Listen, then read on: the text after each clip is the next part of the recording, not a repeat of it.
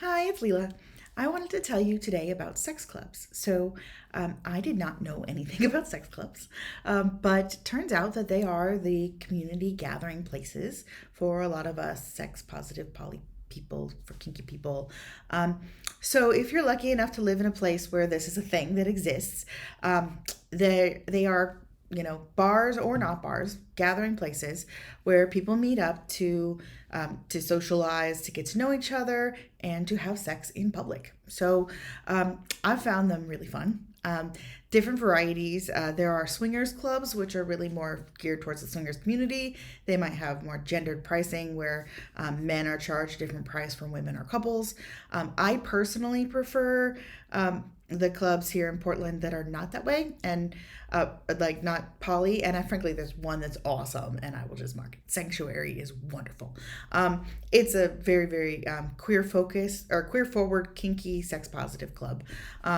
But whatever the case is, getting in, you get in the door, there's usually some kind of extensive rules or sometimes an orientation that tells you what the house rules are, usually having a lot to do with consent, with making sure that we're respecting the space and each other, and that people are aware that this is not a place you're coming into to buy sex. This is a place where people are meeting up to get to know each other. And then there are a lot of etiquette around that, and we'll talk about that some other time.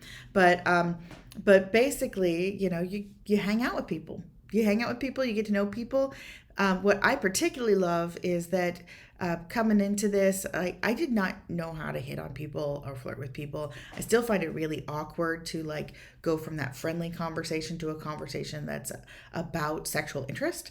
And the nice thing about a sex club is that you know that the people there are there because they're looking for sex, for play partners, for casual sex. There are certain shared values that are understood. So, if you're having a casual conversation with somebody and you want to ask them, hey, can I kiss you? That's something you can do without fear that you're going to offend them. And I really appreciate that. And it makes it easier for me to learn to ask what I want, to get what I want.